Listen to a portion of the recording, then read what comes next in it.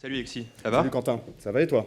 Bah écoute, ça bosse un peu à la gestion de campagne? Bah écoute, plutôt pas mal. Là, on a mis en place et en production à peu près une dizaine de campagnes sur le dernier trimestre. Et puis, on a préparé tout le plan de campagne pour 2015. Donc, effectivement, sur ce trimestre, on a eu pas mal d'activités marketing. Ouais. Le travail alors. Ouais, tout à fait. Et toi, au niveau analytics? Bah chez nous aussi, tu sais, c'est la fin du trimestre là, donc pas mal de reporting, consolidation, donc c'est assez intense aussi. Oui, Ouais. j'imagine. Bah, du coup, je te propose d'avancer tout de suite sur la réunion, parce que je crois qu'on a que 20 minutes, donc ça va être assez pressé au niveau timing. Ok, Donc, bah écoute, pour moi, ça va être l'occasion de te montrer l'intégration qu'on a faite le mois dernier entre Analytics et Campaign. mhm. Tu vas voir, c'est assez intéressant. Et pour bien saisir tout ça, je pense que tu pourrais peut-être me montrer ta dernière campagne, par exemple, voir un petit peu ce que tu as fait et comment on pourrait actionner différents leviers pour essayer d'en tirer un maximum de profit. Tout à fait. Bah, justement, sur cette campagne, bah, je vais te montrer un petit peu comment ça fonctionne au niveau Adobe Campaign. Déjà là, je suis sur mon interface de gestion de campagne. Donc, je vois en fait ma vision d'ensemble de toute mon activité marketing.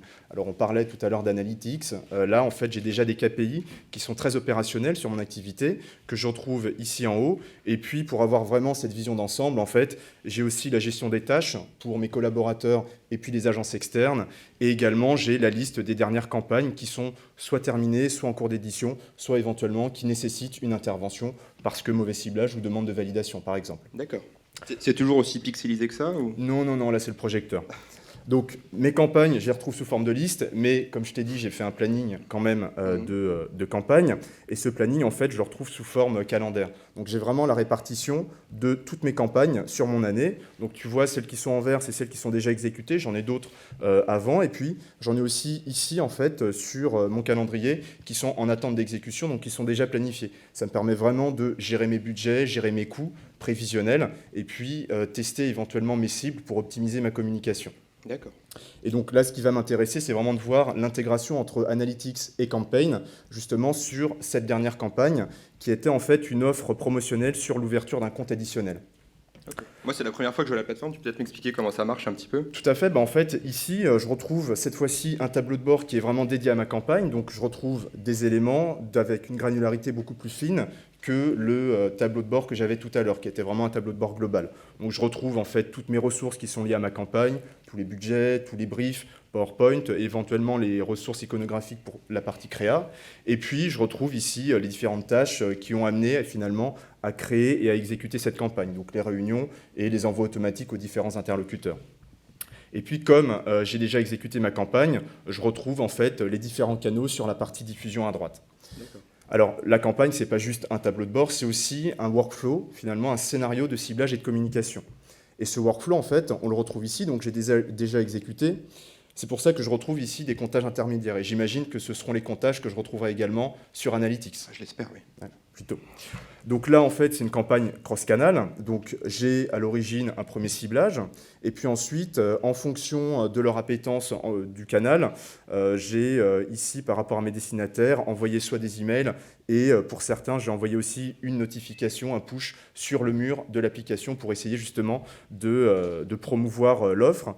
Et puis ensuite, en fonction du comportement des destinataires, est-ce qu'ils ont ouvert, pas ouvert, est-ce qu'ils ont cliqué dans l'email ou non, ou sur l'offre éventuellement, puisqu'on peut suivre vraiment le fonctionnement et la performance d'une offre, j'ai ici divisé en 3 populations. Les gens qui vont être rappelés par le call center, les gens qui seront directement rappelés par leur agence de rattachement, et puis éventuellement ceux qui viennent en rebond négatif, donc par exemple l'adresse email est en erreur, là on enverra un SMS, et puis à la fin je reçois un email qui m'informe que justement la campagne s'est déroulée avec succès. Ok.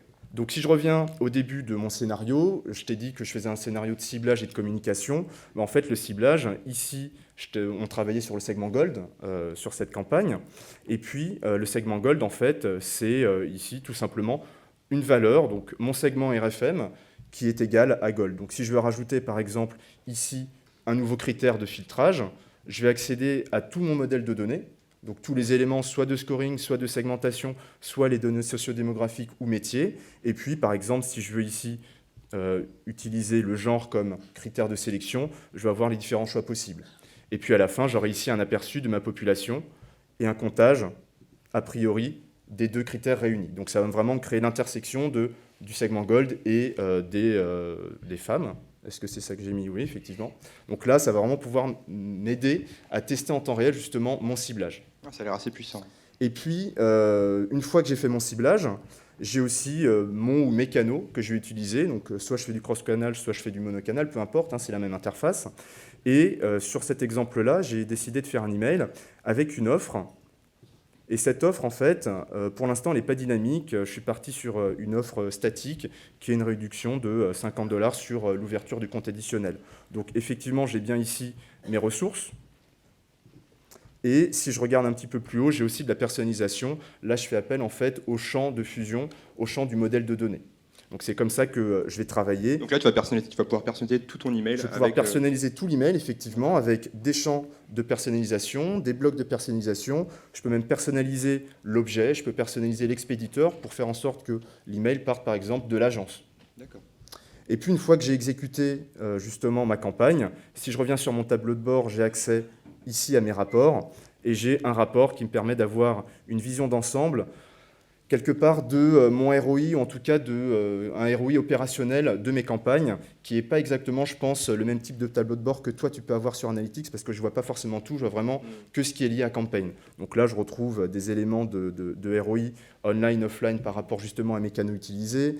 Je vois ma répartition des taux d'ouverture, je vois éventuellement ma source du trafic, la répartition du domaine par email. Donc là, je vois pas mal d'éléments, mais vraiment beaucoup plus opérationnels. Et ce qui m'intéresserait, ça serait d'avoir justement plus d'éléments qui proviennent d'Analytics.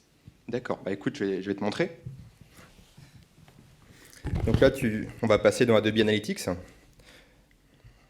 Donc tu vas voir voilà, l'interface sur laquelle moi et mes équipes et moi, on passe le plus clair de notre temps. Donc c'est toute l'activité de mon site web. Donc je vais retrouver différents tableaux de bord. Donc ici, je suis sur un tableau de bord assez générique. On va retrouver évidemment les grandes tendances de mon site web. Donc ici, tu vois une courbe avec les différentes pages vues et visites. Ouais. D'ailleurs, tu peux remarquer à ce niveau-là qu'on a mis en place une campagne d'achat de mots-clés. Donc ça a généré évidemment un taux de visite assez important.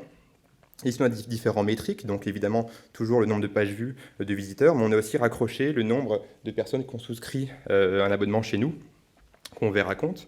Ici, on va retrouver les différents types de référeurs. Je ne sais pas si tu... C'est les pages de référence qui permettent d'arriver sur le site, c'est ça? Exactement.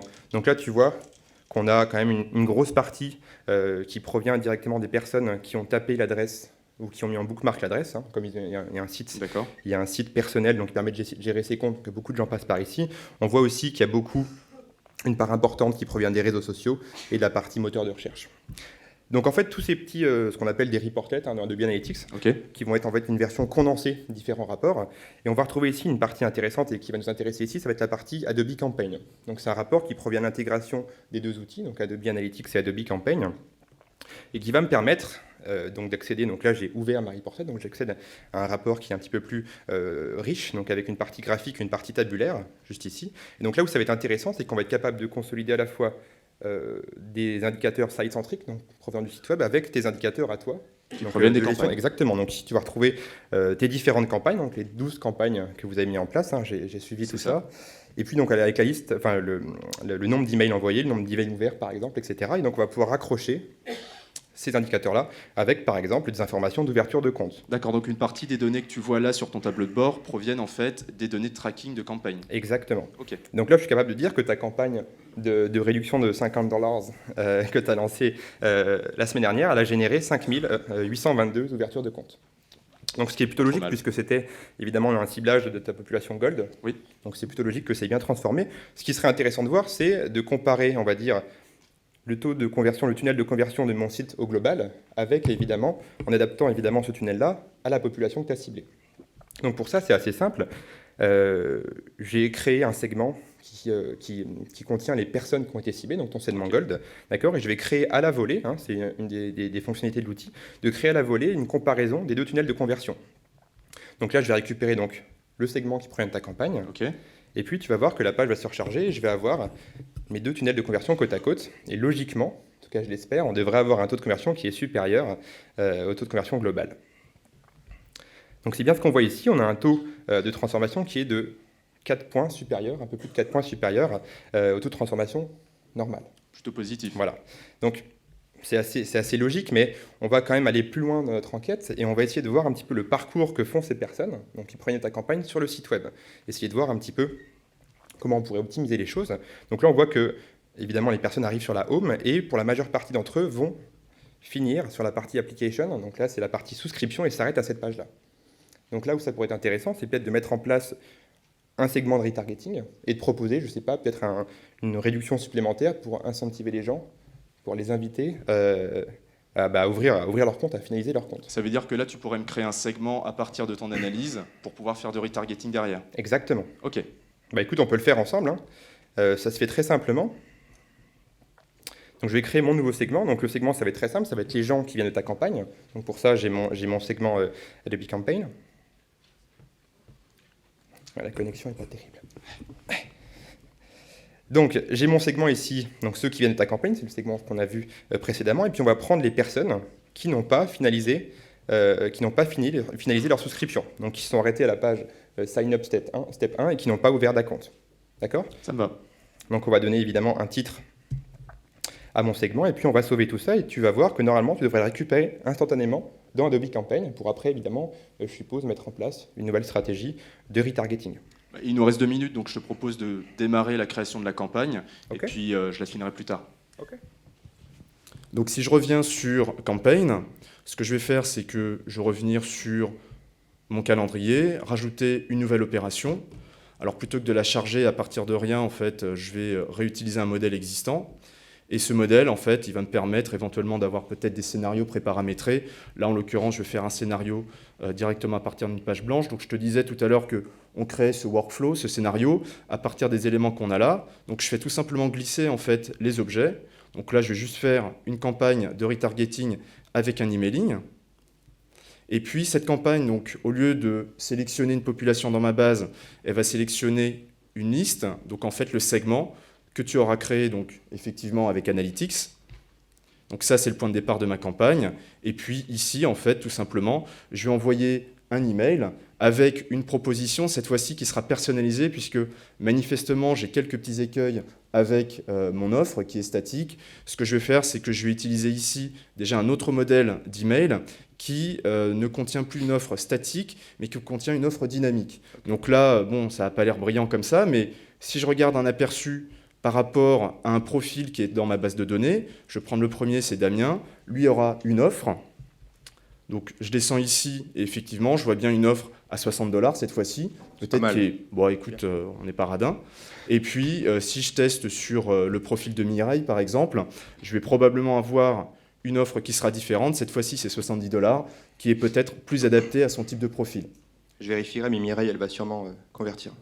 Donc là, au final, moi, ce que je retiens, c'est effectivement un transfert des segments depuis Analytics vers Campaign qui est en temps réel et non plus à J+2. Donc, pour moi, c'est une réduction du time to market qui est vraiment évidente. Non, mais c'est vrai, oui. Et pour moi le fait de récupérer tous tes indicateurs de campagne directement dans ma plateforme et les associer à mes données site web, c'est ultra puissant et je pense qu'on sera amené à travailler ensemble. Parce que ça permet d'ouvrir pas mal d'opportunités. J'espère et je pense que le prochain projet, ce sera plus du temps réel, de l'abandon de panier, de l'abandon de souscription en temps réel avec justement Message Center pour la partie transactionnelle. Ok, on s'est reprogrammé une petite réunion alors. Ça marche. Et puis on se voit au Summit. On se voit au Summit. Ça roule.